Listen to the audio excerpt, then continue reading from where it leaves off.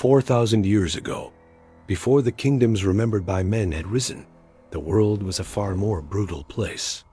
Across a dying land of black mountains, burning skies, and enormous beasts, a race of towering barbarians fought for survival. Their warriors stood higher than any man who would come after them, and among them stood a king unlike any other. He was nearly 4 meters tall, broad enough to make ordinary warriors look like children, and strong enough to face creatures that could tear a man apart with a single bite. His name has been forgotten, but the reason he was forgotten has not. The king had spent his life protecting his people from the horrors that ruled the ancient wilderness. Then, one day, he encountered a beast unlike anything his warriors had ever seen. The creature was enormous, ancient, and powerful enough to challenge the king himself.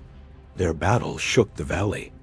But when the king finally killed the beast, he discovered something that frightened him more than the creature itself. It had not been hunting his people. It had been running from something buried beneath the mountains. The king followed its trail and found an ancient darkness waiting beneath the earth. He realized that if he abandoned his kingdom, whatever lived below would eventually reach his people. So he made a decision. He would build a temple over the darkness and become its guardian. He believed the sacrifice would last only a lifetime. He was wrong. The ritual slowly changed his body. His flesh hardened. His skin turned gray. And when death finally came for him, it did not take him. It turned him to stone. For 4,000 years, the king remained seated in darkness, guarding a secret no living man remembered.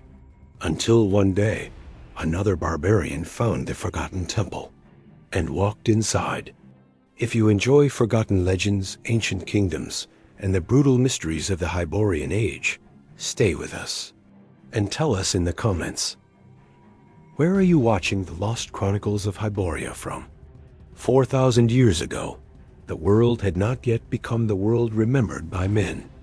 There were no great kingdoms marked on maps, no roads connecting distant cities, and no armies marching beneath banners that would survive for centuries. The land was divided between scattered tribes, savage kingdoms, and vast regions where no human settlement could survive for long. Mountains burned in the distance, storms crossed the plains without warning, and enormous beasts moved through the wilderness as if the earth itself belonged to them. The men who lived in that age were different from those who would come later. They were taller, broader, and hardened by a world that offered them very little mercy. Their settlements were built from enormous stones. Their weapons were heavy enough to break the bones of ordinary men, and their warriors learned to fight almost as soon as they could walk. Among those warriors was a man who stood nearly 4 meters tall. He was not a creature, nor was he born from some forgotten magic. He was a man of that ancient race, a barbarian whose size and strength made him seem almost impossible to those who had never seen him. His shoulders were enormous, his arms thick with dense muscle, and his body carried scars from years of battle. His long black hair fell across his back, and a heavy beard framed a face hardened by a lifetime of war. He was their king, but he had not inherited his crown. He had earned it. Before becoming king, he had fought alongside the warriors of his tribe against rival clans, raiders, and creatures that came down from the mountains. He had been wounded more times than anyone could remember, and every scar had become part of the legend surrounding him. His people followed him not because he demanded obedience, but because they had watched him stand between them and death more than once. His kingdom was built in one of the few places where human beings had managed to survive. A vast valley surrounded by black mountains, with forests stretching across its lower slopes and a river cutting through the center of the land. From a distance, the valley appeared peaceful, but the mountains concealed dangers that even the king's warriors rarely dared to approach. The old hunters spoke of things moving beyond the tree line. They spoke of enormous tracks pressed into the earth. They spoke of trees broken at the height of a man's chest. And sometimes, during the coldest nights, they heard distant roars rolling down from the mountains. The king had never been a man who feared stories. He feared what his people ignored. So when several hunters failed to return from the northern forest, he did not send another group. He went himself. He took only a handful of his strongest warriors and followed the trail into the wilderness. They found the hunters' camp before sunset. The fire had been scattered, their weapons were broken, and the ground was covered with deep marks that no ordinary animal could have made. Then they found the first body. The king stopped beside it. The warrior had been torn apart. There were no tracks leading toward the camp, only away from it. Something had come from the mountains, something enormous. The other warriors wanted to return to the valley before darkness fell, but the king refused. He had spent his entire life learning that fear grew larger when men refused to look directly at it. He followed the tracks. They led deeper into the forest. The trees became larger, the ground became softer, and the silence became unnatural. Even the birds had disappeared. Then they heard the roar. It came from somewhere ahead, so deep that the ground seemed to vibrate beneath their feet. The king raised one hand, ordering his warriors to stop. Another roar followed. Closer this time, the trees in front of them suddenly exploded outward. A creature emerged from the forest. It was larger than any beast the king had ever seen. It stood on 4 enormous legs, its body covered in thick, dark hide scarred by countless battles. Its shoulders rose nearly as high as the king himself, and its massive jaws opened wide enough to swallow a man. Long teeth curved from its mouth, and old wounds crossed its face. The warriors froze. The king did not. The creature lowered its head. For a moment, neither moved. Then it charged. The first impact threw 2 warriors through the trees. The king stepped forward and met the beast himself. Its jaws closed around his arm, but the ancient barbarian drove his other fist into the side of its skull. The creature released him and turned with a roar that shook the forest. The king looked down at the blood running from his arm. Then he smiled. His warriors had never seen him smile like that. Because the king had finally found an opponent strong enough to make him fight for his life, the creature charged again. And the battle that followed would become the last great battle of the king's mortal life. But none of them knew the truth yet. The beast was not the beginning of the danger. It was the warning. And the king was about to discover that whatever had driven that ancient creature from the Yasenfrishi mountains was far more terrifying than anything he had ever fought. The creature struck first, and the force of the impact drove the king backward through the wet earth. He caught himself before falling, one hand digging into the ground as the beast turned around for another attack.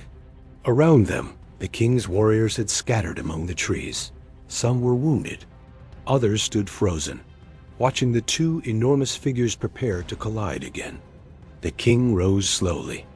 Blood ran down his arm where the creature had bitten him, but the wound was not deep enough to stop him. He looked at the beast and understood something that his warriors did not. The creature was afraid. It was angry, wounded, and desperately dangerous. But beneath all of that was something else. Fear. The beast kept looking toward the mountains. The king noticed it. Then the creature charged. This time, the king did not meet it head-on. He stepped aside at the last moment and drove his shoulder into the creature's neck, using its own momentum to throw it against a massive tree. The trunk cracked beneath the impact.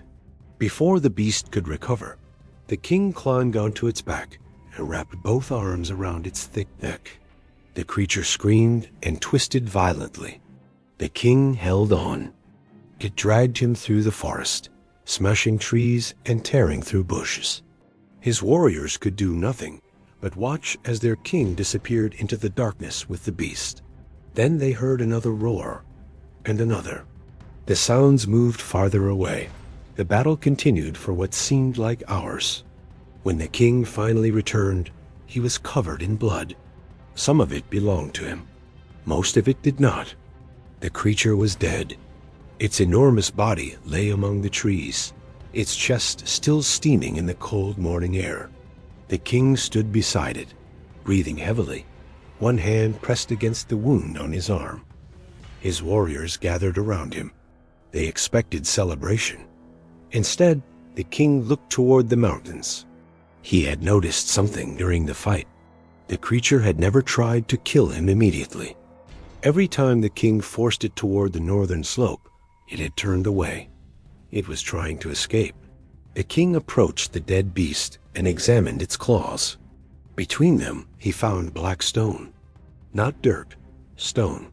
The same dark stone used in the oldest structures of his kingdom. He looked toward the mountains again. Something had driven the creature out of them. And whatever it was, the beast had been more afraid of it than it had been of the king. The king ordered his warriors to return home. They argued. He ignored them.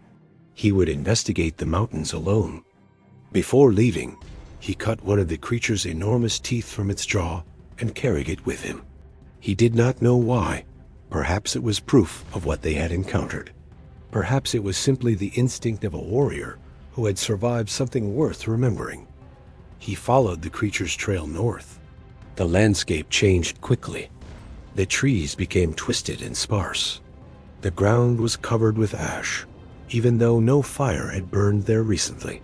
The air became warmer as he climbed. Then he saw the first signs of the ancient civilization. Massive stones were buried beneath the earth. Columns stood broken along the mountain slopes. Half-buried statues showed warriors far larger than any living man. The king stopped before one of them.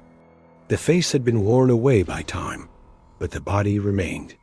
It was enormous, almost as large as himself. He placed his hand against the stone. It was warm. The king pulled his hand back. Something was wrong with the mountain. He continued upward. Near sunset, he found a massive opening in the rock. It was not a natural cave. The entrance had been carved. 4 enormous pillars surrounded it, each covered with symbols that were older than any language his people still remembered. The king entered. The passage descended beneath the mountain. The deeper he went, the hotter the air became. Then he heard something. A heartbeat. Slow, heavy, impossible. He stopped. The sound came again. Boom. Silence. Boom. The king placed his hand against the wall. The stone vibrated. He realized that the mountain was not empty. Something was alive beneath it. He moved deeper until the passage opened into a chamber, so large that his torch could not illuminate the ceiling. At the center stood an enormous black stone structure. It looked like a throne, but no one was sitting on it. Instead, chains of ancient metal disappeared from the throne into the floor. The king approached slowly. At his feet, he found bones, not human bones. They belonged to creatures much larger. The same creature he had fought had not been the first. There had been many, and something had been killing them. The king looked at the chains. Then he heard a voice. It was not a human voice. It came from beneath the stone. A deep vibration that seemed to speak directly through the bones of his body. The king stepped backward. For the first time in his life, he considered leaving without knowing the answer. Then he thought about his kingdom. His people were only a few days away. If something lived beneath this mountain, eventually it would find a way out. The king looked at the enormous tooth he had carried from the dead beast. Then he looked at the darkness beneath the throne. He understood what the creature had been running from. And he understood something even worse. The mountain was not keeping the thing inside. The ancient chains were. And they were beginning to break. The king returned to his kingdom before dawn. He did not tell his warriors everything. He told them to prepare for war, not against another kingdom, against something that had been sleeping beneath their world long before their ancestors had learned to speak. The king knew he could flee. He could take his people south and abandon the valley. But he had spent his life becoming their shield. Now he had to decide whether he would remain one. He looked toward the mountains as the first light appeared behind them, and he made the decision that would cost him his kingdom, his body, and eventually his humanity. He would stay. He would build a prison beneath the mountain. And if the darkness wanted his people, it would have to pass through him first. The king returned to his people with a plan that few of his warriors understood. He ordered them to gather every stoneworker, metalworker, hunter, and warrior in the kingdom. The greatest stones were taken from the mountains and dragged into the valley by teams of men and enormous beasts. For months, the kingdom changed into a place of constant labor. Roads were abandoned, fields were neglected, and the sound of hammers never stopped. The king told them they were building a fortress. He did not tell them they were building a prison.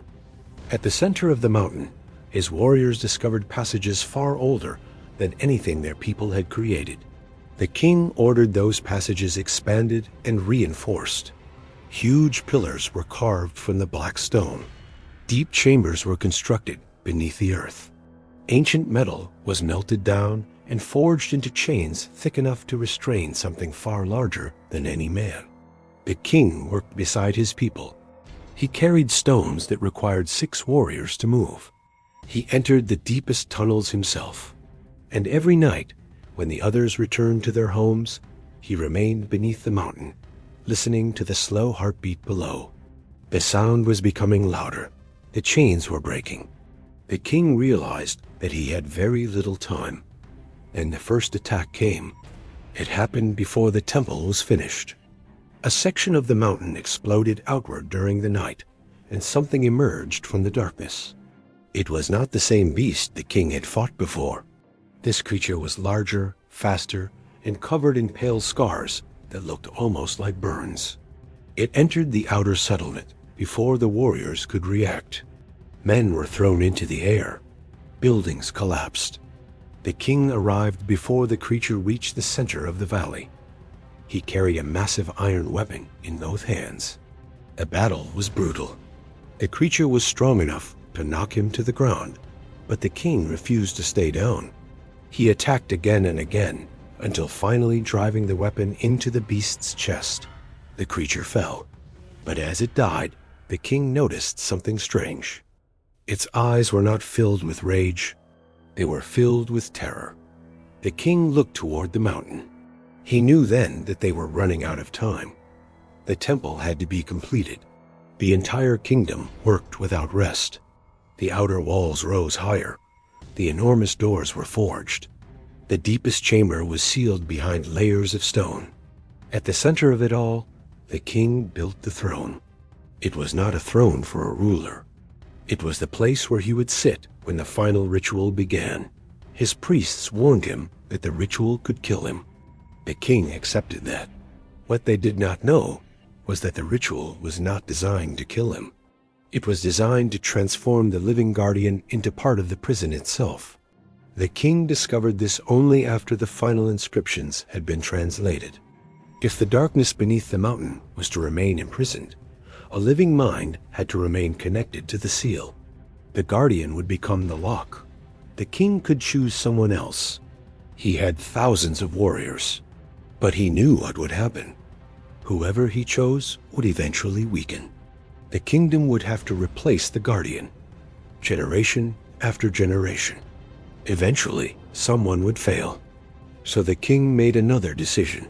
He would do it himself. He ordered the final doors closed. His people gathered outside. Some begged him not to enter.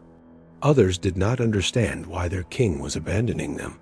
He told them only that the mountain would be safe. Then he walked inside. The enormous doors closed behind him.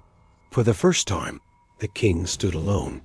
He walked to the throne and sat down. The chamber was silent. Then the ritual began. Golden light appeared beneath the floor. The chains surrounding the mountain tightened. Something beneath the earth roared. The king's body began to change. At first, it was only pain, and his veins darkened. His skin slowly lost its color.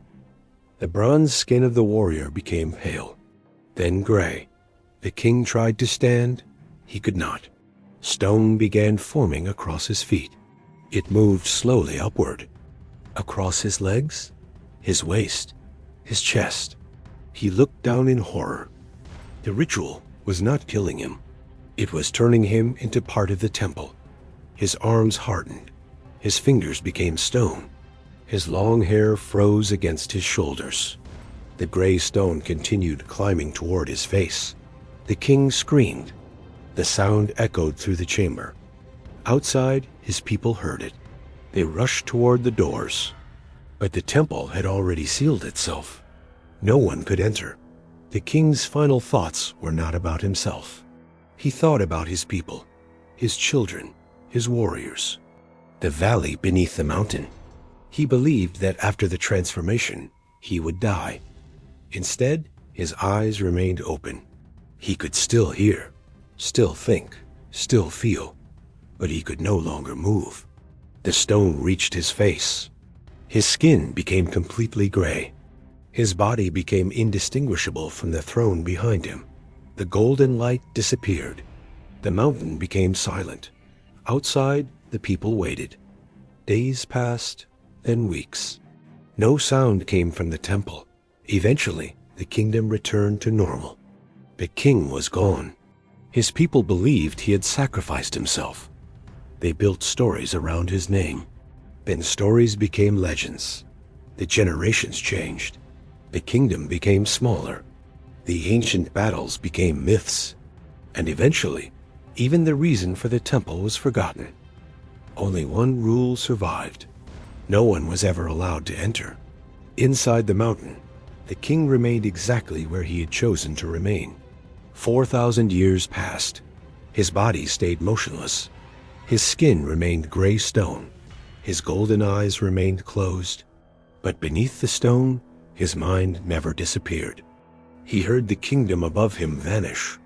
He heard voices become fewer, then silence. He heard buildings collapse. He heard forests grow over the valley.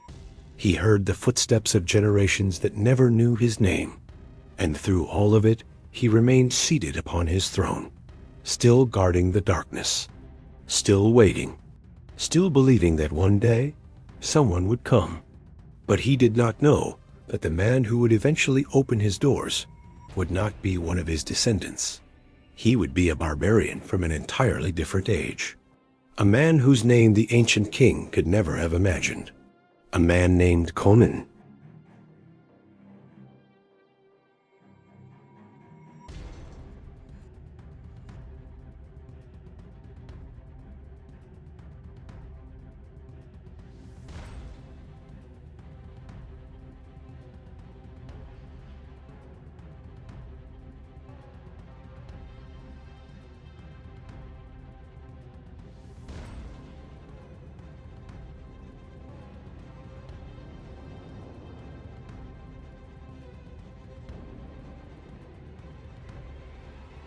The king studied the carvings in silence.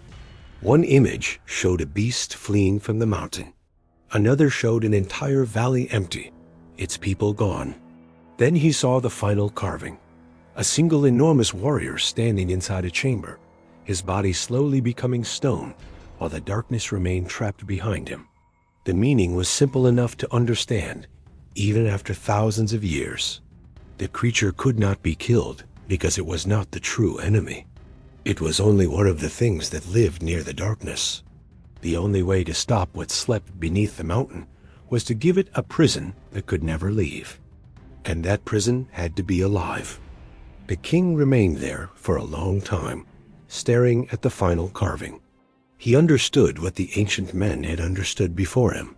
If he returned to his people and told them what he had discovered, they would follow him into the mountain. His warriors would fight. His sons would fight. Every man capable of holding a weapon would come. And eventually, the darkness would reach the valley anyway. There were too many of them to sacrifice for a battle they could never win. So the king made the one decision that no ruler wants to make. He decided that he would go alone. Before leaving, he returned once more to the entrance of the chamber. The warm light of the outside world touched his face, and for the last time, he looked toward the valley where his people lived. From that distance, the houses looked small. The men who had followed him through countless battles looked even smaller. But he knew every part of that place. He knew where his warriors trained, where the hunters returned at sunset, where children played between the stone houses, and where his people gathered when winter came. He had spent his entire life becoming strong enough to protect them. Now strength would not be enough. The ancient chamber contained one final secret. At its center stood a massive seat, carved from the same gray stone as the mountain itself. Around it were channels and symbols, worn almost smooth by time. The king understood that the ritual did not ask him to defeat the darkness. It asked him to become its guardian. Once he took his place upon the stone, his flesh would slowly harden. His blood would stop. His heart would become still. His body would become part of the mountain, and the ancient power beneath it would remain sealed behind him. There would be no return. He could still walk away. That was what made the choice matter. The king placed one hand against the stone and felt the cold beneath his palm. For a moment, he looked toward the passage behind him, a passage that led back to his kingdom, back to his people, back to the life he had spent decades building. Then he remembered the creature running through the forest. He remembered its fear. He remembered the enormous tracks leading into the mountain. And he understood that if he walked away, one day that darkness would walk into his valley. So the king removed his crown. There was no ceremony, no army watching, no priest to speak his name. He simply placed the crown beside the stone seat and stepped forward. His gigantic sword was laid across the floor beside him. The weapon that had won him his throne would not save him now. His strength, his scars, his victories, and everything he had accomplished through violence had brought him to this moment, but none of them could change what had to happen next. He sat upon the ancient stone. At first, nothing happened. Then the skin of his fingers began to lose its color. The bronze slowly faded into gray. The king watched without moving. The gray spread across his hand, climbed over his wrist, and reached his arm. His skin began to harden beneath the surface, becoming rough like weathered stone. He could still feel it. He could still think. He could still hear the distant wind moving through the mountain. He did not scream. Outside, his people continued living, unaware that their king had already chosen never to return. And beneath the mountain, the transformation continued. His arms became stone. His chest hardened. His legs slowly lost their warmth. His black beard became rigid, every strand turning into stone beneath the ancient power. Even his wild hair hardened against his shoulders. The man who had once fought beasts with his bare hands was disappearing, but the king remained conscious until the very end. He knew exactly what he was giving up: his kingdom, his freedom, his own life. And he accepted it because there was one thing he refused to sacrifice: his people.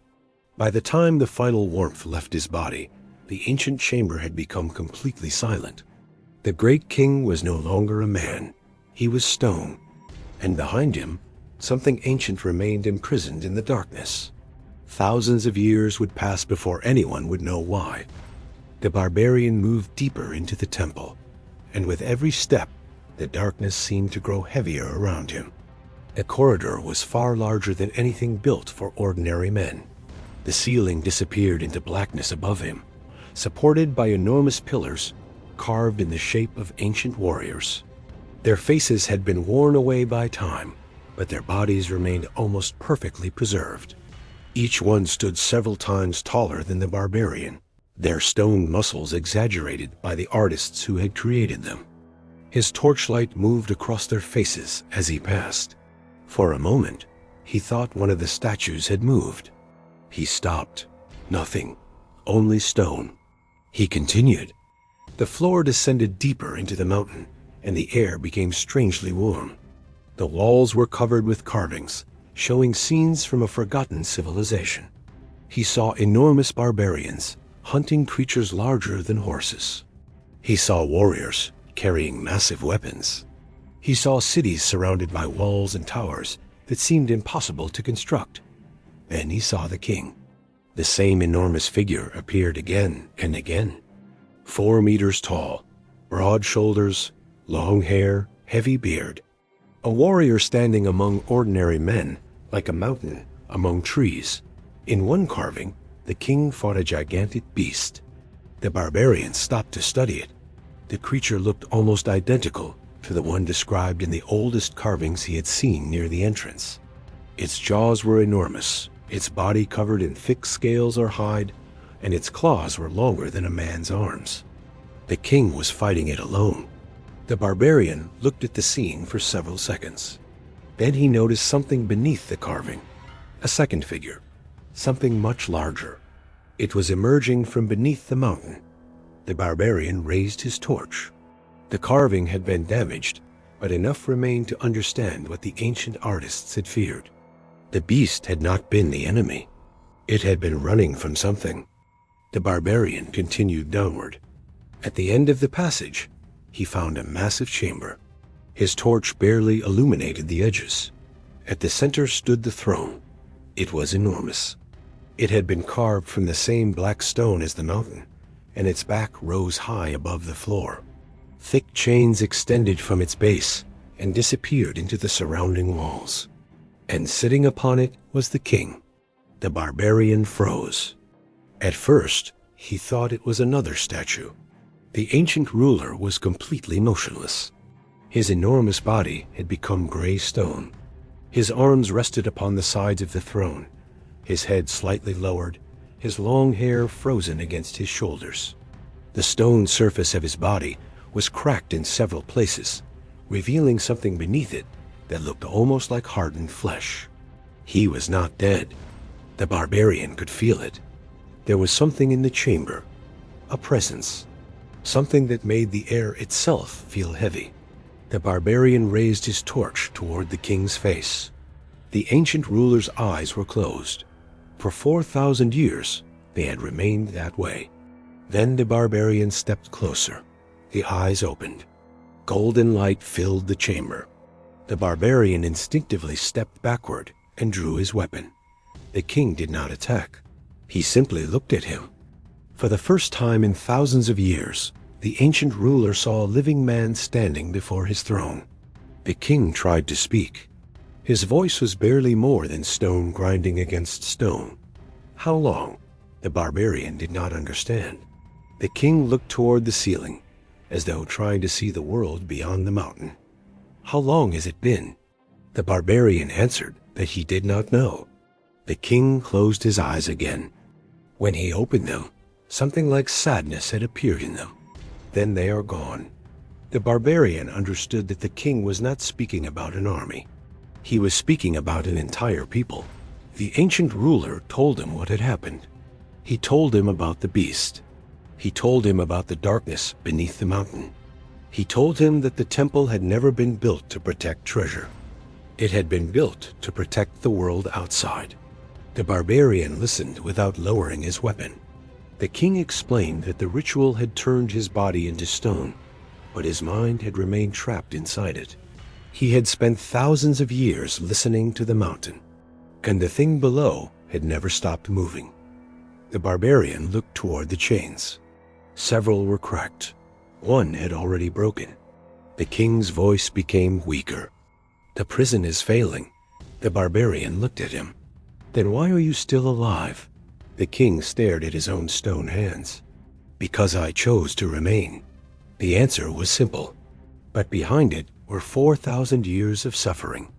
The king had expected death. Instead, he had been forced to remain conscious while the world above him disappeared. His kingdom had died. His people had died. His name had become meaningless. But he had continued to hold the darkness beneath the mountain. The barbarian looked around the chamber. There was no army, no treasure, no civilization waiting behind the doors. Only one ancient man sitting upon a stone throne, and something beneath the floor. Then the mountain shook. Dust fell from the ceiling. A deep sound came from below. The king's golden eyes widened. It knows you are here. The barbarian tightened his grip. The chains began to move. Something enormous struck them from beneath the chamber. The floor cracked. The barbarian stepped backward as a deep roar passed through the stone. The king looked directly at him.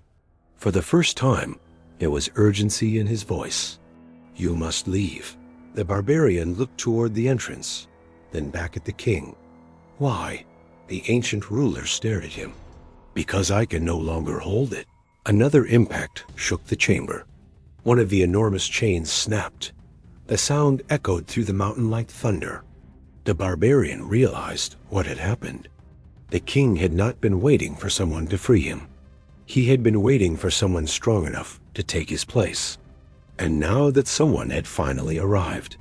But before the barbarian could answer, the stone beneath the throne split open. Something moved in the darkness below. The ancient king looked down. His expression changed. Not fear, recognition. He had seen that movement before, 4,000 years ago. The same thing that had driven the great beast from the mountains was beginning to wake again. And this time, there was no ancient army left to stop it.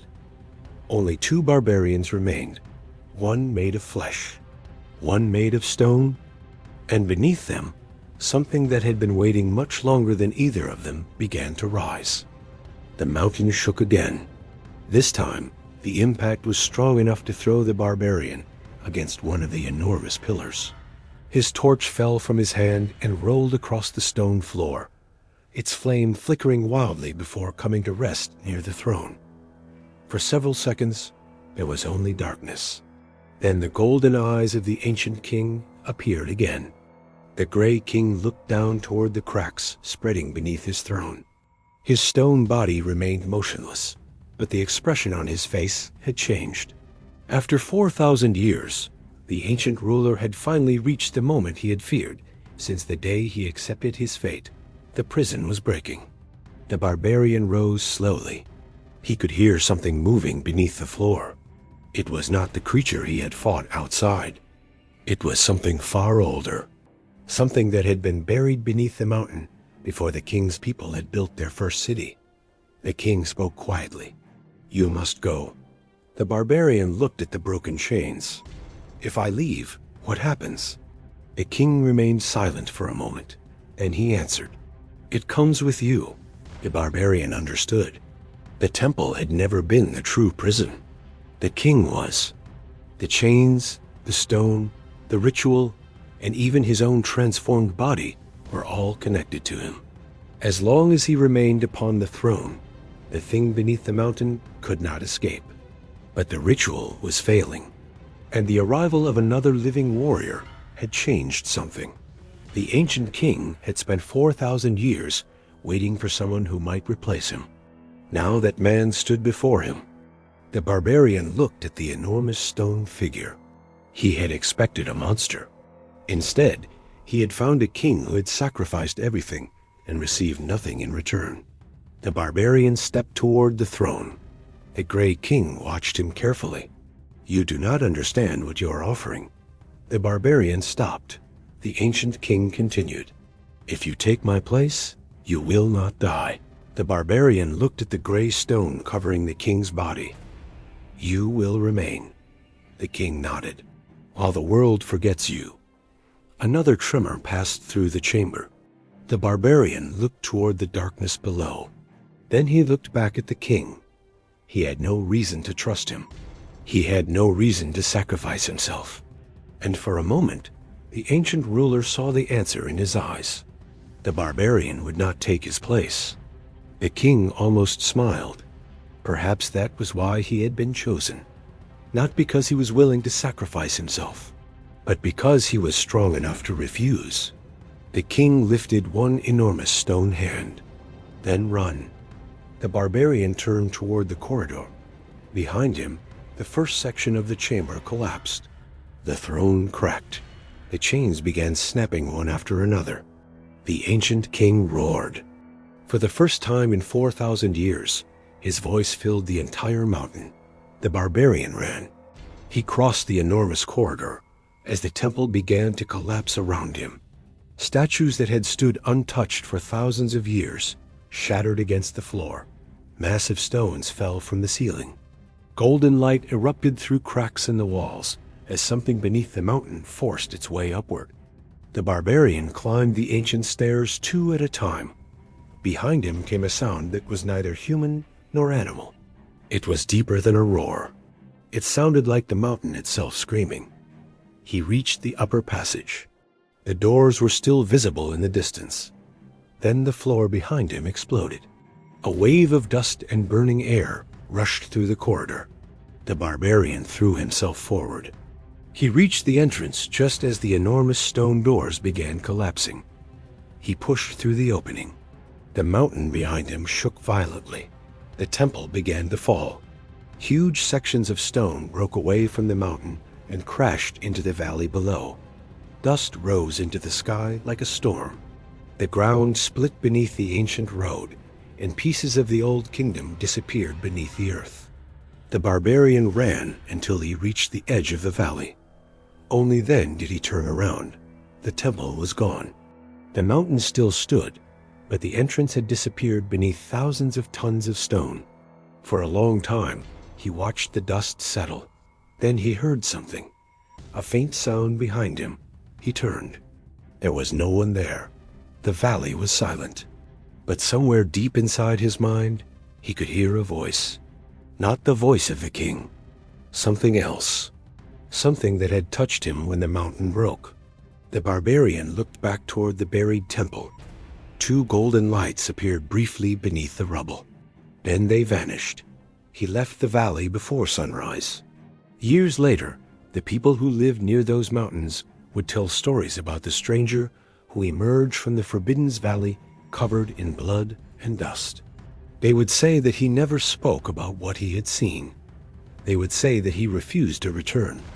And eventually, the valley became another forgotten place. But the story of the ancient king did not end beneath the mountain. Because deep below the earth, behind layers of stone, the gray king still sat upon his throne. His body remained gray. His eyes remained open. And the prison remained intact.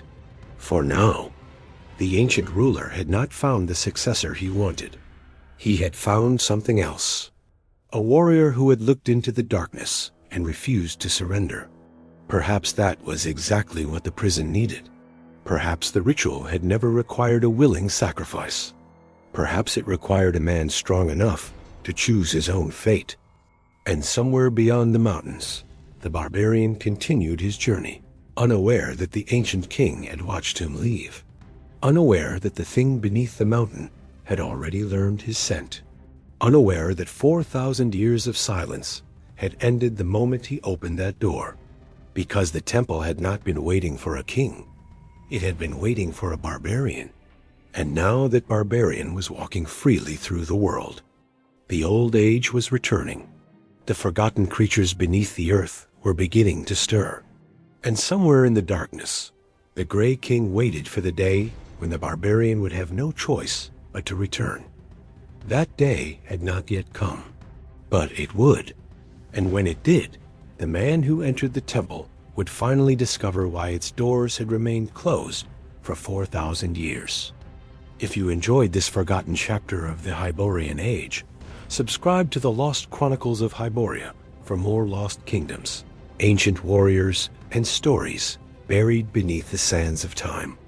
And before you go, tell us in the comments, where are you watching from?